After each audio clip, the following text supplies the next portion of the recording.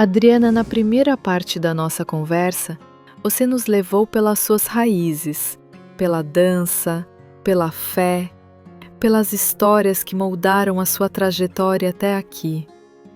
Mas hoje o cenário mudou. O mundo tem mais vozes, é mais dividido e também mais impaciente.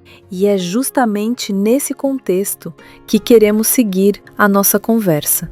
Queremos saber o que te move agora, como seguir acreditando na política, nas pessoas, no diálogo, quando tudo parece tão polarizado. Vamos falar sobre propósito, juventude, coragem e futuro, sobre o que te fez permanecer e o que te inspira a seguir. Vamos lá? Bom, num cenário político tão polarizado, o que ainda te mantém firme no propósito? O que me mantém firme é saber que a minha história não começa e nem termina com um cargo. Isso é fato. Antes de qualquer disputa, de qualquer cargo, eu já servia. Eu já cuidava, eu já escutava. E eu venho da base, eu venho da periferia, eu venho da sala de aula apertada, onde a gente aprendia que vida é feita de fé, esforço e esperança. Gosto de enfatizar essa parte. Hoje, quando eu vejo a política mergulhada nesses gritos, nesses cancelamentos, é uma disputa de vaidade, sabe? Eu me volto e falo, a essência tem que ser a prioridade, tem que ter essência. Eu lembro das crianças, eu lembro do projeto Dançar com muito carinho, eu lembro das mães que me procuraram em momentos de desespero, de angústia, eu lembro das famílias que me disseram, poxa, Adriana, a gente só quer ser visto, sabe? O meu propósito nunca foi vencer no grito, entende? Sempre foi tocar as pessoas com a verdade, com a sinceridade. E é isso que me mantém firme, que mesmo quando o cenário parece duro demais, eu tô ali, com os meus ouvidos e o meu coração aberto. Qual o papel da juventude na política que você acredita e deseja incentivar? A juventude é a juventude, né? Eu acredito na juventude. A juventude tem uma força revolucionária que muitas vezes é subestimada. E quando eu dava aula em Perus, eu via isso nos olhos dos meus alunos, sabe?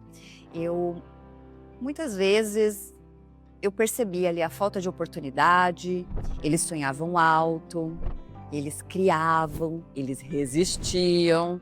E foi ali que eu entendi que a juventude ela não precisa de tutela, ela precisa de espaço. Eu quero incentivar uma juventude politizada, uma juventude crítica, conectada com o presente e construtora do futuro. Uma juventude que compreende que a política não é só sobre Brasília ou eleições, que é sobre o cotidiano, que é sobre o ônibus que atrasa, o posto que não atende, a escola que precisa de estrutura e tantas outras coisas. Mas se eu puder ser ponte para que os mais jovens se sintam capazes de ocupar os lugares de decisão, então a minha caminhada tem ainda muito mais sentido. O que significa para você ser porta-voz de tantas histórias e esperanças? Olha, ser porta-voz é uma responsabilidade imensa. Não é apenas falar, fala. É saber o que se carrega quando se fala. E aí que está a questão. Eu represento mulheres que lutam em silêncio, jovens que não se veem na política, mães que se desdobram todos os dias para dar conta da casa, dos filhos, das contas, das despesas, diversas responsabilidades. Na Câmara, eu nunca quis ser só uma voz ou só um voto. Eu quis ser uma voz ampla de todas as mulheres que muitas vezes são mulheres consideradas invisíveis. Eu lembro de quando acolhemos mães vítimas de violência, de quando visitei também a Casa Hunter e vi de perto ali a força das famílias que lidam com as doenças raras, que é algo muito complexo. Cada história que chega até mim, que se transforma em combustível, eu carrego cada uma com responsabilidade e com muito respeito. Para mim, representar é servir. E eu vou dar aqui alguns exemplos para vocês. Na época que eu dava aula na Zona Norte, e um dos lugares era ali o bairro de Perus, foi um período que eu nem imaginava estar na política, que eu nem imaginava que eu fosse ser candidata, estar numa sigla partidária. E naquela época, a minha vontade de fazer a mudança na vida dos jovens era tão grande, porque eu queria fazer pelo mundo o que aquela professora de dança fez por mim, me deu a oportunidade, e eu pude ter ali contato com jovens com diversas histórias e realidades muito difíceis. Eu tive história de uma menina que o pai estava preso, a mãe trabalhava com prostituição. Eu tive a história de uma jovem de 13 anos de idade com o segundo filho. Eu tive a história de um rapaz, que eu tenho um contato com ele até hoje, e ele, com uma família desestruturada, e ele virou para mim e disse assim: não, eu não quero seguir esse caminho, não quero ter esse mesmo destino. E quando ele completou a idade que permitia se alistar, ele foi para o exército. E eu vi que as minhas aulas não eram somente aulas de dança, eram momentos de escuta, eram momentos de incentivar aqueles jovens a seguir um caminho que era possível, era encorajá-los a buscar algo que gostasse ou buscar caminhos do bem. E eu fico muito feliz em saber que muitos deles conseguiram, e fico triste de saber que também muitos não tiveram forças para seguir com os seus sonhos, para correr atrás dos seus sonhos. Mas, como eu sempre digo, se for para ajudar uma pessoa, se for para salvar uma pessoa, já valeu a pena. Gostaria que fosse todos, mas se foi somente um, valeu a pena. E eu fico feliz em dizer que foi mais de um naquela região da Zona Norte. Mas temos outras histórias. Quando eu estava vereadora, nós tivemos um momento difícil na história do mundo, que foi um momento pandêmico, o enfrentamento à Covid-19. E eu disse, não, eu não posso ficar dentro de casa de braços cruzados e ver pessoas morrerem, assistir essa tragédia, não. Então eu fui para a rua com máscara, com luvas, com álcool gel, mas fui lutar pelas pessoas, pela saúde pública. Fui com vários outros vereadores e com o prefeito na época pensar em como ampliar espaços para fazer ali centro de atendimentos, hospitais e ajudar quem estava contaminado com a Covid-19. Mas também, para mim, não era suficiente. Para mim, sempre o diálogo foi o caminho e a informação, ela tem que ser levada, porque a informação, ela conscientiza e ela também salva. Então, eu decidi fazer lives e levar várias informações do que estava acontecendo no mundo para o maior número de pessoas. Então, eu fiz lives com brasileiros que moravam na Espanha, eu fiz lives com brasileiros que moravam em Portugal, fiz live com pessoas que moravam no Japão, nos Estados Unidos, na China, na Irlanda. E essas lives serviam para ser informação e falar assim, olha, vamos dar voz a esses brasileiros que querem pedir socorro e também querem mostrar o que está sendo feito de medidas de proteção nas regiões onde estão morando, nos países onde estão morando, para conscientizar outras pessoas a fazer. Então, por exemplo, o uso da máscara. O Japão sempre usou máscara em vários períodos do ano, tem algumas pessoas que usam todos os dias. Então, quando veio esse período pandêmico, a forma de conscientizar o maior número das pessoas de que a importância de usar máscaras para não se contaminar. O uso do álcool em gel também sempre foi usado nos países asiáticos, e trazer a informação de brasileiros que moravam lá sobre a importância desse uso, de lavar as mãos, de usar o álcool em gel, fazia com que as pessoas que estavam assistindo a minha live tivessem a informação e a conscientização e fossem salvas. Mas eu aproveitei também nesse período para conscientizar as pessoas dos temas que a gente defende, como, por exemplo, o combate à violência contra a mulher. salvar as vidas das meninas que muitas vezes estavam ali enclausuradas dentro de casa, sendo vítimas de abusos. E eu tive a oportunidade de trazer para essa live uma mãe que perdeu a sua filha muito jovem, porque o namorado a matou. Então trazer também essas informações sobre as bandeiras que eu sempre defendi. E também, nesse período de pandemia, eu como vereadora fiz questão de falar sobre esse tema e de lutar por políticas públicas das mulheres que estavam dentro de casa sem emprego e vítimas, mais ainda, dos abusos dos seus agressores. Então aqui são alguns exemplos que, para mim, isso é dar voz nas mais diferentes formas, como informação, como conscientização, como desabafo, como alerta, e assim eu vou continuar. Como você lida com o desafio de influenciar sem se perder na busca por aceitação ou aplausos? Para mim isso é uma bandeira de luta, viu?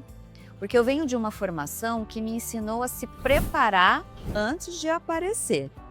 Na igreja a gente aprende que presença é mais importante que plateia. E na dança aprendi que quem brilha no palco é quem ensaiou muito, com muita dedicação, nos bastidores. E influenciar para mim não é falar bonito ou ter muitos seguidores, é transformar. É tocar alguém com uma fala sincera, com uma ação concreta, com uma escuta real. Eu prefiro muito mais ser coerente do que ser aplaudida.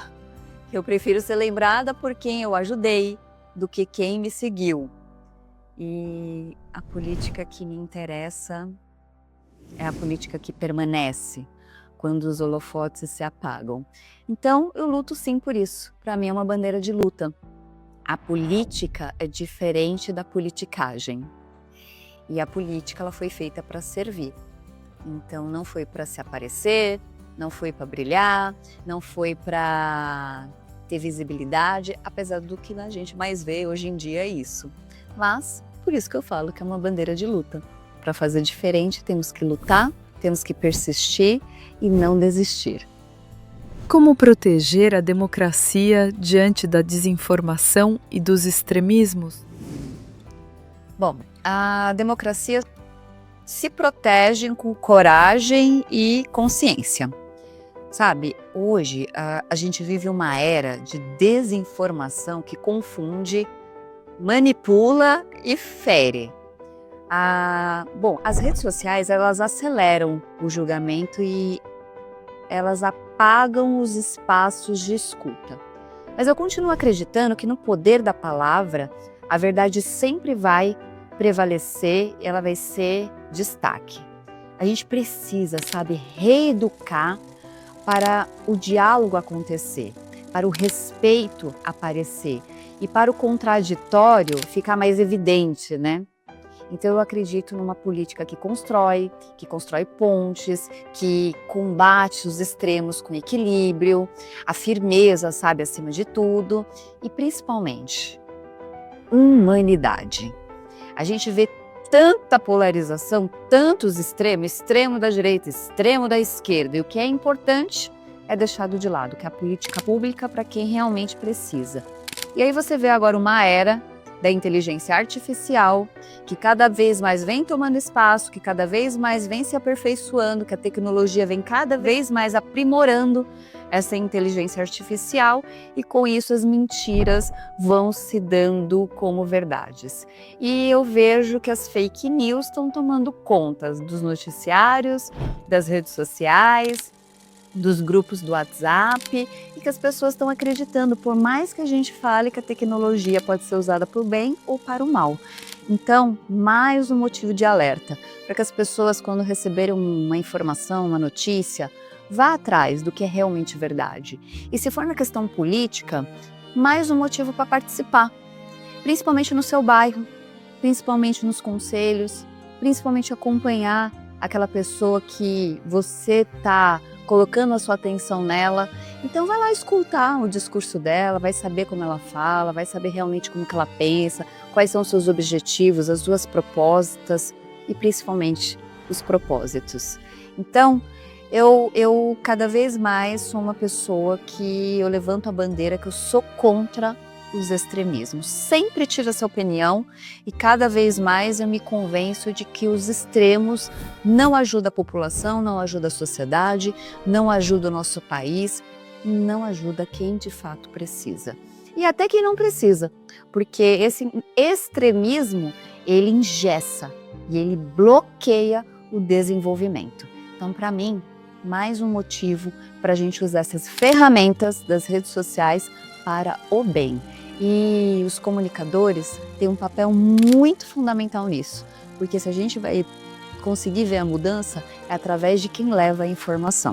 Então fiquem atentos, porque para mim isso também tem que estar na discussão do universo da política pública e do que a gente pauta, principalmente nas casas dos parlamentos e dentro do cenário político. Se 2026 representa um novo ciclo, o que te move hoje? O que me move hoje é o mesmo que me moveu lá atrás.